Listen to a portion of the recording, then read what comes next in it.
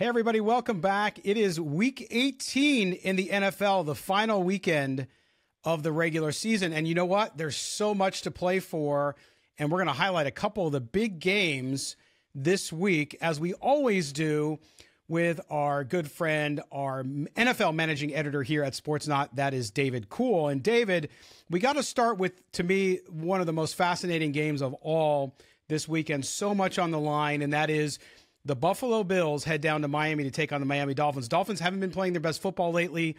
They're 11-5. The Bills are 10-6. And if you look at this one, the Dolphins, if they win or tie, they win the AFC East. If the Bills can beat the Dolphins, then they can grab the AFC East title. As crazy as that sounds, as much turmoil as the Bills have been through, the ups and downs and all of that, this game has everything you'd want in sort of the drama, the last week of the season, being able to tie it up. Not only the AFC East, but the Bills, too. They're not a shoo-in on the playoffs. There's a lot of things happening. We'll go down the scenarios in a minute. But talk about the gravity of this game and the AFC East and how the title here can be decided on Sunday down in Miami at Hard Rock Stadium. Yeah, there's no doubt this is the biggest game of the weekend. I'm glad they're playing it Sunday night as opposed to any earlier, because this way the spotlight is on this game. The top two teams in the AFC East going at it. A lot on the line in this game, more on the line in this game than any other game. It's amazing that the Bills have made it to this point, considering how they started the season and how the Dolphins started the season too, because the Bills at one point were 5-5, and then they were 6-6. And so, but since then, they've been winning football games. And really, you know, the way I look at the Bills, they're probably the most schizophrenic winning team in football, because they've won 4 straight games, right? And you would think, oh, wow, they're on a roll.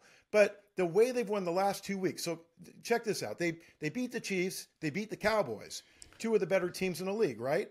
Well, then what happens is they play the Chargers and the Patriots back-to-back, and they have a hard time putting them away both times. So it's like, what Bills team are we going to see on Sunday night against the Dolphins? I don't know. I can't wait to see it, though. Yeah, and I mean, the Dolphins playing for seeding and, of course, the AFC East title. But you look at the Bills to even make the playoffs, if they don't beat the Dolphins, they could tie them and still get in the playoffs. Or if Pitt loses or ties, Jacksonville loses or ties as well. So there's a lot of scenarios for the Bills at play here. So if they don't win, they need some help from Pittsburgh, Jacksonville, and Houston, actually. So the Bills are not a shoo-in to go to the playoffs. It's crazy to think about a game, David, where you win the title for the AFC East, and if you lose, you could actually just go home. Right. Well, it does help that Jacksonville is playing, you know, Jacksonville could, I think, Jacksonville was one of the scenarios you just mentioned. Yes, Jacksonville has to lose or tie. They have to lose to Tennessee. They may be without Trevor Lawrence for a second straight week. We'll see about that. And also the other game that you said was the Baltimore-Pittsburgh game. Yeah. So if Pittsburgh were to lose, right, that means that the Buffalo Bills would be in. They'd back their way into the playoffs. And really at that point, if Buffalo were to lose and that were to happen, we would see a Dolphins-Bills matchup for the second straight week on Wild Card Weekend. How about that? That would be insane, but that's the way it goes. And by the way, we talked about it before.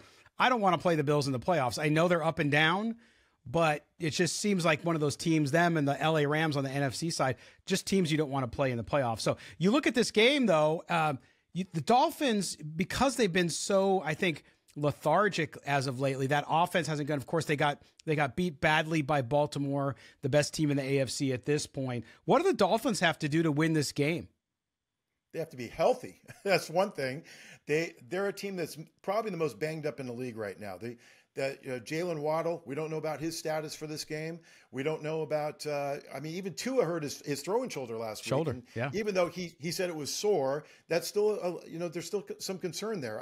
I don't think Tyreek Hill's probably 100% either. He still has an ankle issue. Raheem Mostert didn't play last week.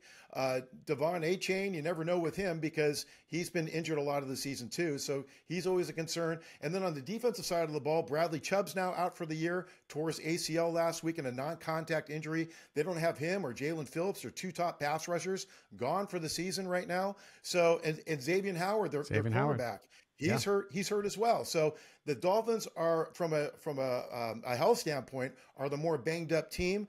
And we'll see who shows up on Sunday night. But anyway, it could be a case where, whoever they get out there, they're going to have to play big for the Dolphins to hold off the Bills in a must-win game. Yeah, and sorry, Dolphins fans, but man, you want to head into the playoffs healthy and sort of on an upswing, and the Dolphins seem to be the exact opposite of that. So it'll be interesting. You think the Bills win this one, or you think the Dolphins are going to win? I still think the Dolphins are going to find a way to win at home. And the reason for that is because of how the Bills have won the last 2 weeks. They've really played down to their competition. They have a tendency to do that for some reason. And Josh Allen last week did not look good. I mean, he was 15 to 30 passing.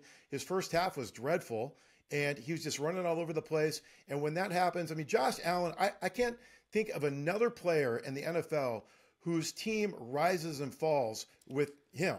Yeah. As with the Bills and Josh Allen. Josh Allen is the Buffalo Bills. And how Josh Allen plays is how the Bills will play. So Josh Allen, to me, is the most important player in Week 18 because whatever the Bills do in that game, Josh Allen has to have a great game for them to win. And when they played the Dolphins earlier in the year, Week 4, and crushed them at 48-20 at home, he threw 4 touchdown passes. Yeah. Huge game. That's the Josh Allen that shows up on Sunday. The Buffalo Bills will win that game. But I think the Dolphins are going to find a way to win this game. Wow. Okay, there you go. See? And David, you've been pretty spot on with your picks, by the way, in doing these games every week. So take that as you will. But listen, the other game, so that game is Sunday night. That's the key matchup and just made for primetime television. It's going to be fantastic.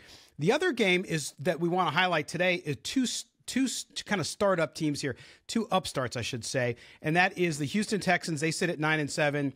The Colts at 9-7. If Houston wins this game and the Jaguars lose, then Houston would win the title in the AFC South, which is just incredible if you think about going into the season with DeMarco Ryans as a rookie head coach with a rookie quarterback in C.J. Stroud, with all sorts of injuries and really what was considered to be a rebuilding roster. And then the Colts, 9-7, same thing. Shane Steichen, what he's done there, lost his quarterback, Anthony Richardson, their top draft pick last year. Gardner Minshew has stepped in there. They've pieced it together. These 2 teams are both fighting for that playoff spot. And in the case of the Texans, they're fighting for the AFC South title. This is a great one, too. I mean, yes, they're not the Dolphins or the Bills or the 49ers or the Cowboys, but you got to like these 2 rosters and the scrap they have and what they've been able to do so far this season. I love the job that Shane Steichen that both of these rookie quarterbacks have done. DeMeco Ryans with Houston, Shane Steichen with Indianapolis. Both of them are prime Coach of the Year candidates, I think. Steichen, he took a team that was 4-12-1 last year, and now they're 9-7. So a 5-win difference over last year. And then you got DeMeco Ryans with his team with a rookie quarterback.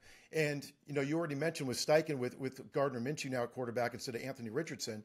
These are just 2 great stories this year matching up on Sunday. And I look forward to this one too. I believe in the end, even though I think C.J. Stroud's going to come out, firing on all cylinders, I still think I believe in some Minshew magic. So the mustache. I believe in the Minshew magic, and I think the Colts are probably going to end up winning this game. Yeah, it's going to be tough. That's what I pick right now. Yeah, and it's tough, and I can see that too, because I think that you look at Houston, they got to go on the road. I mean, it's tough to win on the road in an environment that they're going to have in Indy. I've been to games at Lucas Oil Stadium when it's a big game, and it gets crazy, right? The fans there in Indy are great, and they're going to be loud. And for a rookie quarterback to go in there, it's going to be tough for Houston to win. But boy, what they've been able to do. I mean, you look at Stroud. He missed 2 games because of a concussion, and he's still odds-on favorite to win Rookie of the Year on the offensive side of the ball. And I think this one will be close, though, right, David? Do you agree with me on that? I agree with you. And what you just said, I would say Puka Nacua has a case here too, over because of Stroud's absence for 2 games. Sure. But yeah, I think it's going to be a close one. It's probably going to come down to a last-minute field goal, but I still think the Colts are going to pull it out. And continue that story, and really it'll elevate Shane Steichen a little bit more in that Coach of the Year conversation.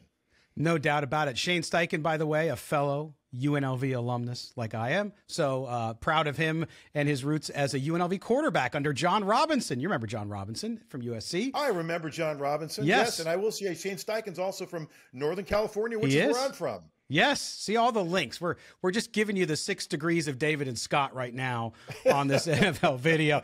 So we appreciate it. David, as always, it's great talking to you about these games. And of course, next week, we're going to focus on Wild Card Weekend. And just think, either the Texans or the Colts are going to have 10 wins. And I don't think any of us saw that coming.